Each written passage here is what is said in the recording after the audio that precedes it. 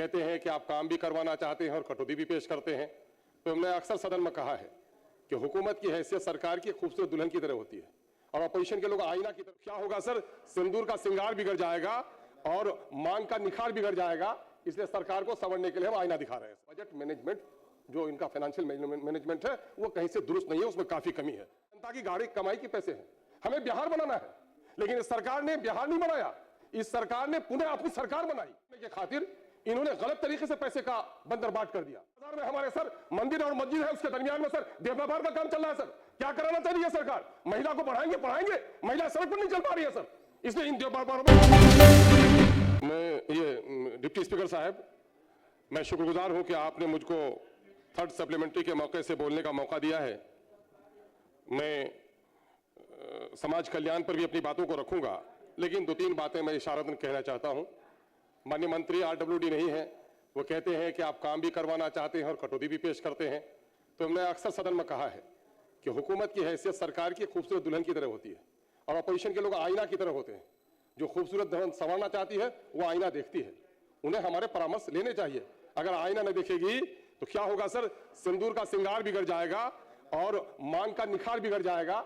इसलिए सरकार को संवरने के लिए हम आईना दिखा रहे हैं। सर मामला यह है सर कि मैं समझता हूं आजादी के बाद पहली बार ऐसा है कि इस सरकार को गुज़िश्ता 2025-26 के बजट में इनको सबसे अधिक राशि की मांग करनी पड़ी और सबसे बड़ी मांग है महोदय, लगभग 50%।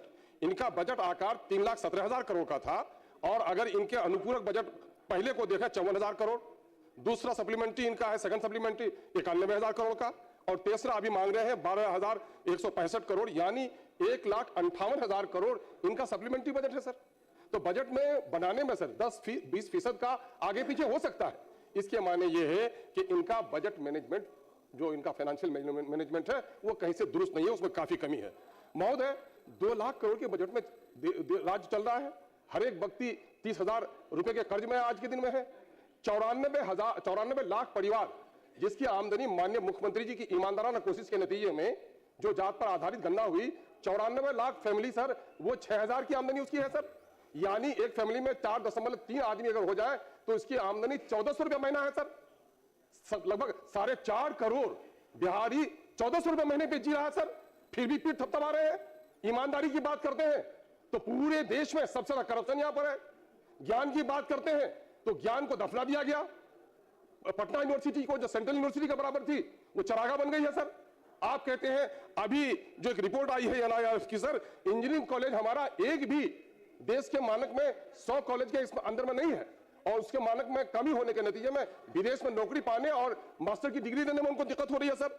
मैं समझता हूं कि इनका जो फाइनेंशियल मैनेजमेंट है वो कहीं ना कहीं से बड़ा खराब है, जिसकी वजह से नुकसान हुआ है सर। हम और आप उठे हैं यहां पर, देश की जनता की गाड़ी कमाई के पैसे हैं, हमें बिहार बनाना है, लेकिन इस सरकार ने बिहार नहीं बनाया। इस सरकार ने पुनः अपनी सरकार बनाई और सरकार बनाने के खातिर इन्होंने गलत तरीके से पैसे का बंदर बाट कर दिया।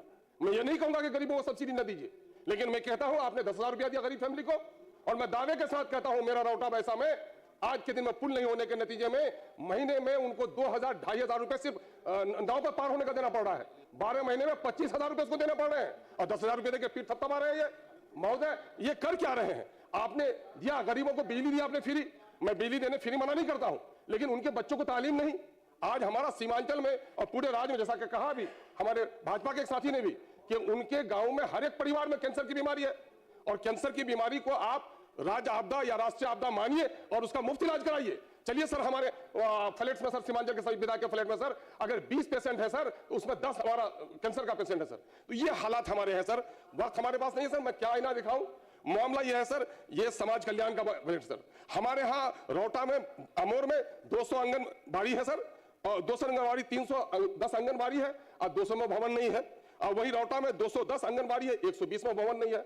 बहुत सारी जगहों पर आंगनबाड़ी नहीं है। और एक मैं बहुत दुख के साथ और तकलीफ के साथ मैं बात करूंगा नैतिकता की, सरकार चाहती है सर हमारे यहाँ बहादुरगंज में समय सर ऐसे एनएच पर सर देह व्यापार हो रहा है सर। बेटियां स्कूल नहीं जा पा रही है सर, महिला शर्म से सर ढाक लेती है सर।